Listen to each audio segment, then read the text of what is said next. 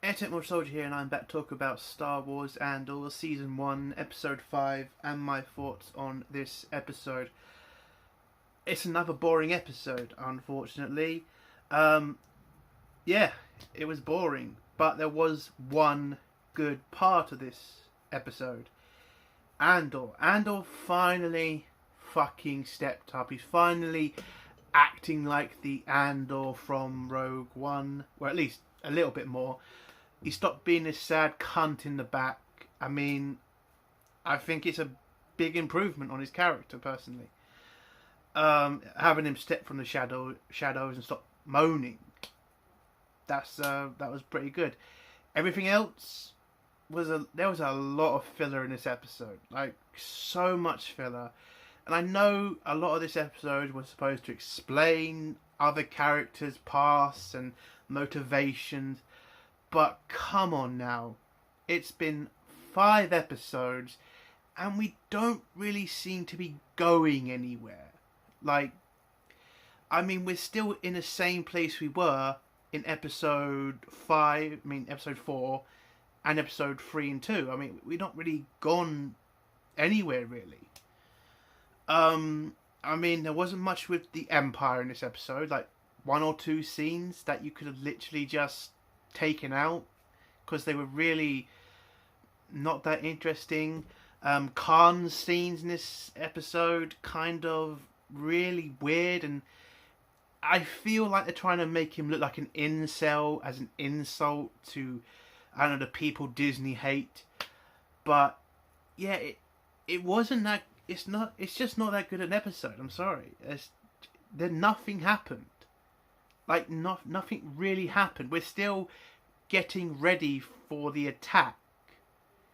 I mean, it's been 5 episodes, and there's only been one decent episode, and that's episode 3. Everything else has just been filler. And yes, episode 4 was okay, but I thought episode 4 was, we were going to go into something else. I mean, Mothma's scenes could have been taken out of this episode. They're really not needed. And I'm very disappointed with this episode. It's just a massive... It's just boring. You know, it's just boring, filler, waste of time. I know, I'm just gutted. Again, Andor is the best thing in this episode. I think his character is going to improve through the rest of the season, which is good news for him. Because I do like Andor. I think he's a good character. It's just you really need to get him to be a rebel now. You've got to stop keeping him in this kind of, is he going to join the rebels or isn't he? Because we know where he's going to go. I mean, this series should have started off with Andor being in the rebellion. And, anyway, I'll go into that in spoilers. But, yeah, for me, this episode, out of 10, I mean... Listen, I'll give it a 4 out of 10. I think it's watchable. I think, yes, there's a lot of world building. Well, not that much world building, but there's a decent amount. There's a decent amount, and it's not insulting to watch. So, 4, 5 out of 10. That's what I'll give it.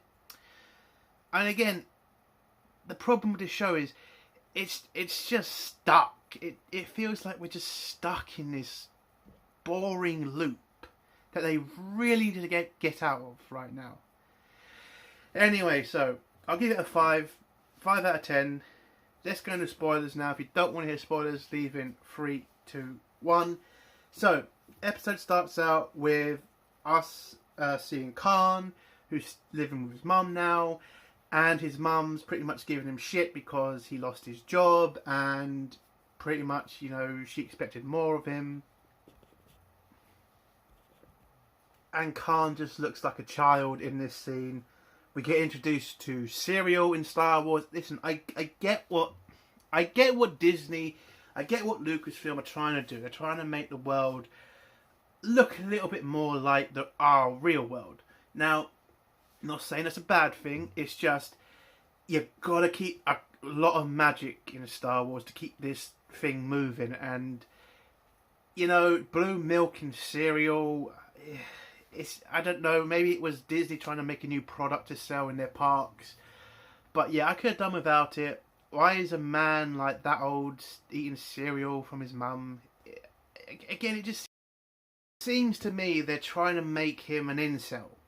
And I don't think that's a smart thing to do. Because I think Khan can be an interesting character. Like, he's a dedicated soldier. And if he joins the Empire, I think him and Andor could be a decent match for each other.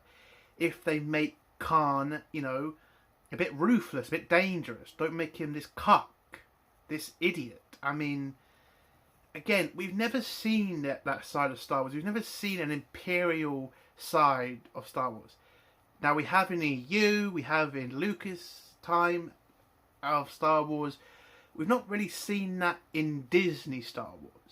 You know, the Imperial side of the story. And I think Khan could be that story if they're willing to do it. But I don't know if they are. So, but again, anyway, so Khan's getting a lecture from his mum.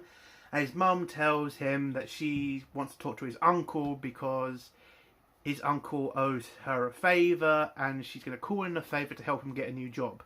And I think his uncle is part of the Empire because I think we see him in the trailer. And he's in an Imperial uniform. So I think we are going to see Khan in the Empire, which I think would be a massively good thing for this show. Anyway, on to the next scene. Andor wakes up in the camp on his own and he sees his stuff is missing and it's been taken by Arvil, who's still suspicious of Andor. He's checked his stuff. You know, he's found a couple of pistols he's had. I mean, I'm still very interested in where Andor found the Kyle Katarn blaster from. But again, it's interesting to see that weapon. And I'm a massive fan of Jedi Outcast. That's a great fucking game. But yeah, so Arvil asks Andor a couple of questions. Andor sees some of the tattoos on Arvil. And you can tell that he's been in an Imperial camp. And you can see the markings from the camp that they gave him. And yeah, kind of a bonding moment between them. Because Arvil sees that Andor knows what the tattoos mean. Because nobody else in the camp ever looks at the tattoos like Andor does. So he knows what they are. And Arvil's still trying to find out more information about Andor. Because he still doesn't trust him. But Andor doesn't really appreciate somebody seeing his stuff because he's very protective of what he has. I think the scene's okay. I think it could have been a bit better, a bit more communication between these two. I mean, it's obvious Arvil has a problem with Andor, but the scene was okay. On to the next scene.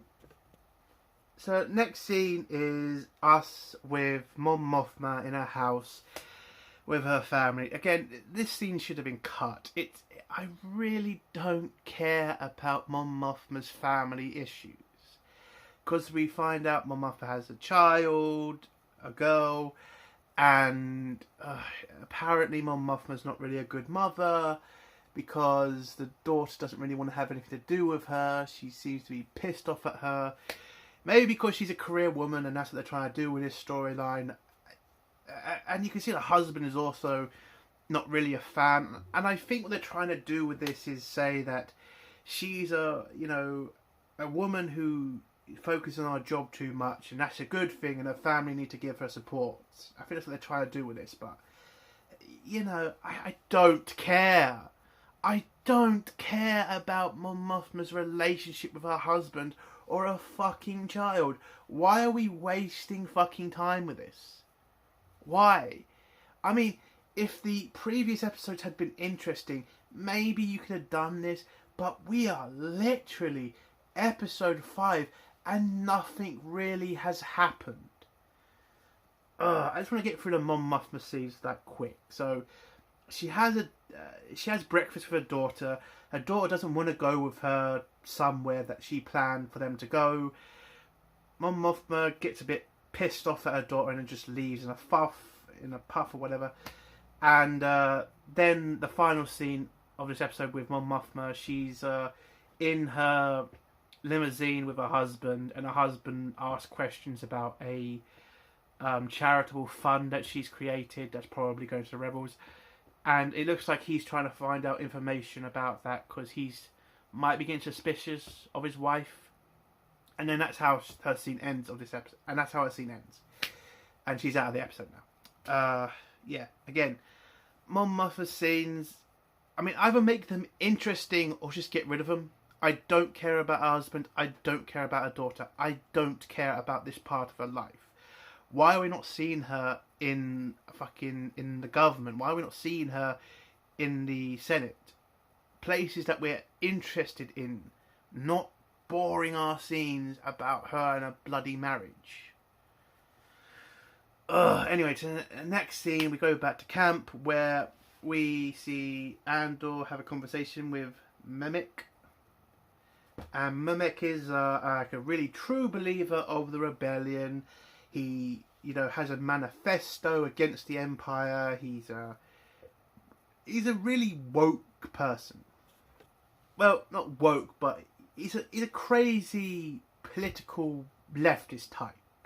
He really believes in fighting the Empire. He thinks the Empire is trying to break people down in their minds because he has this manifesto about the Empire taking away people's ability to do certain things. And he thinks that the Empire not just trying to take over their bodies, they're trying to take over their minds. So he's a really insane person. But I kind of do like the character. I kind of think, obviously, the Rebels going to kind of attract people like this. And I think, yeah, he's a bit of a crazy character. So him and Andor have a conversation about, old equipment, because he uses old equipment, not Imperial stuff, because he thinks if they rely too much on Imperial equipment, they'll lose their freedom, more of their freedom to the Empire. So he likes to keep old equipment nearby because it's better or it's easier to repair. And Arville kind of takes the piss out of him a little bit and says that Andor doesn't really care about your manifesto, he's just here to do his job. And Mimic kind of says, listen, I'm getting through to him, don't worry, I'm going to make you a true believer, basically. Mimic or Arville also tell Andor about the fact Vale is having a relationship with the other woman in the camp. Apparently they're together. Okay. I mean, at least they didn't bang our heads over it, but apparently she's lesbian. So, there you go. But Val calls Andor into the main tent to ask him information about the train that they're going to steal. And this scene was pretty good because Andor starts questioning Vale about, do you know certain things? Is the train going to be ready? Asking basic stuff like, what's the weight? I mean, do you know how to start the train? Is the train going to be ready to go? And Vale is kind of not really sure about all this. And Andor kind of, pushes the point where he needs to know that they're going to be ready to get out of there. That they're not going to be stopped by the Empire. Because if they get stopped by the Empire, they're dead. And I kind of like this scene because, again, it just shows that Andor is not a pushover and he's not an idiot. He knows why he's here, and he knows that he's not here to get killed. He wants to finish the mission and do it right. So it's a pretty good scene. So he answers a couple of Vale's questions, and pretty much says, listen, he's going to drive the train because nobody else knows how to drive it, and they need to have their best person in that seat. He doesn't care if Vale makes it, her decision, but either way, he's driving that train, and he leaves the tent, kind of a bit annoyed at them for not knowing basic stuff about the train. Barcona then goes through with Andor the plan, and he shows that the camp is not just a camp, but it's also a bigger layout of the base that they're going to attack. And he trains Andor to know what he's going to have to do on the mission, what he has to look for in the mission. We also get him showing the men the few men that are in that camp, how to walk and march like Imperials, because they need to pass as Imperial soldiers. I did like this scene because it kind of shows that Barcona, he's definitely ex-Imperial, and he knows what they're going to be in for when they go into that base, so he's trying to get them ready and focused. Problem with this scene, that is terrible fucking marching. That unbelievably terrible marching. I mean, wow. If you had marched like in a real army, you'd be fucking kicked the shit out of, because of how embarrassed people would be and how embarrassing you're making the army look.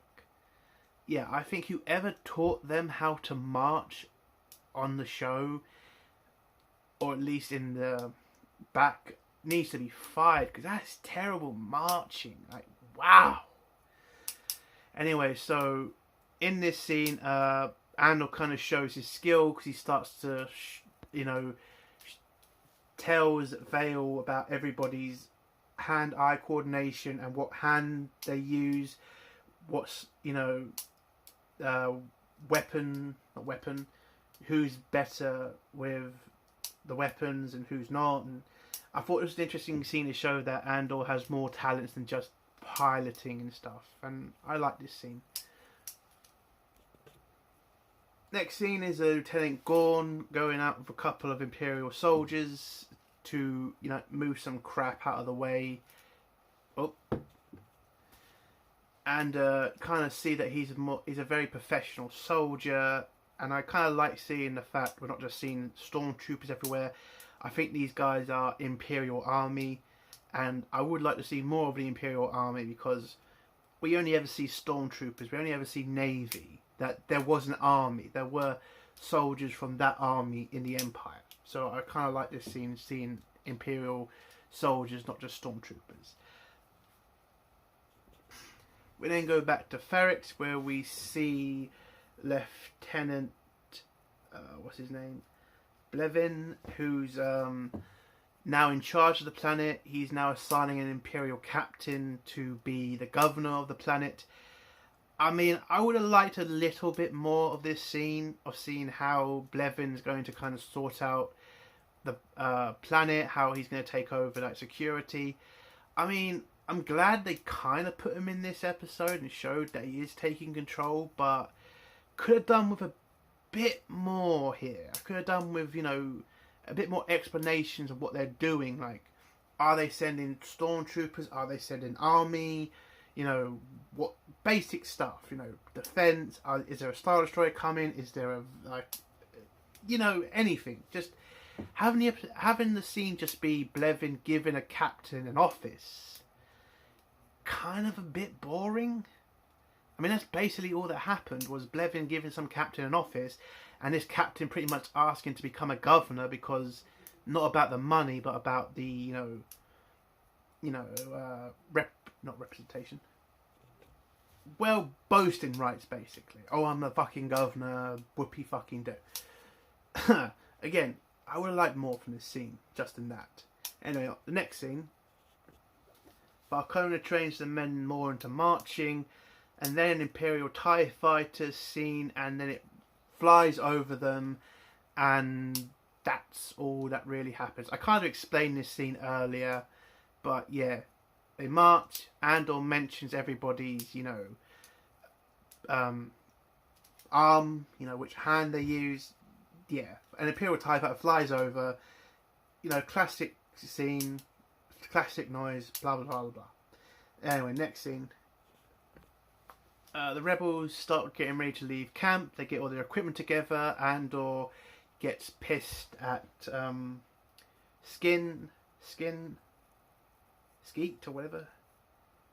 Well, I call him Arville because that's his name. That's his name listed, but apparently they call him Skin or Skeet or Scant or I don't fucking know. I'm just gonna call him Arville because that's what his name is.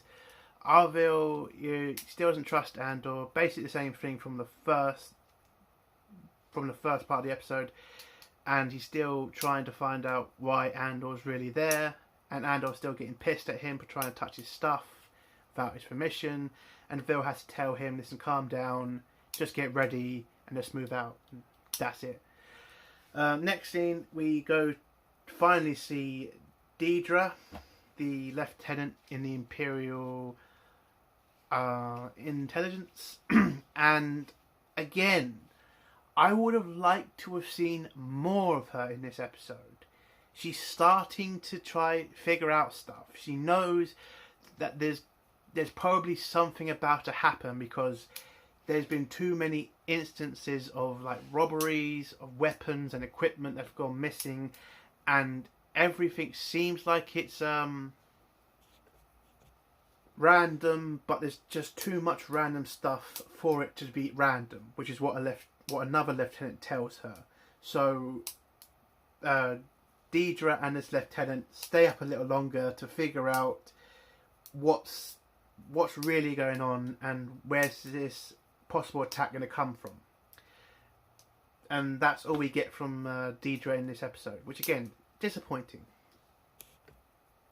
So next scene, rebels leave camp. They set fire to it to make sure the Empire doesn't find it, and they head off to make camp nearer to the base so they can get ready for the attack later. On this journey, Arvil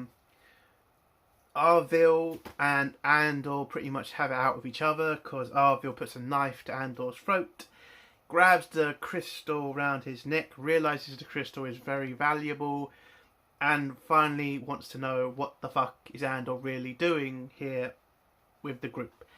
And Andor finally says he's there, he's paid to be there. He's basically a mercenary, and the rest of the group not happy about that because you can't really trust a mercenary as they're only in it for the money. Mimic is kind of very sad about this because again he's a true believer and he thought Andor was a true believer, or at least was getting there. But Andor pretty much says to them, listen, I'm only here for the money. This plan's ridiculous. We're probably going to get, arrested or killed, but I'm just here to get paid, basically. He doesn't believe in the rebellion. He's just here to get the money. And I like this scene because, again, they're not pretending with Andor. Andor is not going to be this, Mary Sue or whatever the male version is. He's not going to be this fantastic fucking character. He's going to have flaws. And yeah, he is just there for the money. And I'm kind of glad they kind of did that with the character. So the group kind of get pissed at Val for not telling them about Andor. Then they set up camp and Arvil gets told by Vale to tell Andor about his brother being killed or killing himself because the Empire took his farm away from him. So this is very personal for Arvil as he wants to kill the Empire for killing his brother, or at least causing his brother's death. And you can see that Andor and Arvil kind of see each other a bit more friendlier now, as Arvil now knows what Andor is and thinks now he can at least trust him a little bit more. And I kind of like the relationship they have with each other. Good relationship. Next scene is just Khan's mother telling Khan that she's got him an opportunity with his uncle, and his uncle now wants to give him a job in some kind of field. And Khan's ending is him just looking at a picture or a holo of Andor and pretty much looking like he wants revenge on Andor. And again, these two could be an interesting, characters to fight each other if they do it the right way. Don't make Khan a bitch, make him an actual threat to Andor. And the final scene is just the rebels getting ready for the attack, and Luthen listening to the radio trying to see if the attacks happened, and the woman who works with him pretty much telling him to go help with the shop and stop worrying about something he has no control of. And that's how the episode ends. Again, kind of disappointed. I thought we were going to get the attack this episode, but it's not that bad of an episode. I like the character development. And I love the, seeing a bit more of the Empire. Again, I would like to see a lot more. I think I'm just going to keep this at. It's a 5 out of 10 for me. It's a good episode, but again, you just need to hurry up. Okay? We need to get on with the attack. We need to get to the entertaining stuff. You've done enough, world building. You've done enough character development. Get to the good stuff. And yeah, that's the end of my review. If you like this review, give it a like. If you dislike this review, give it a dislike. And if you like my content, do think about subscribing. Entertainment World Soldier. Bye.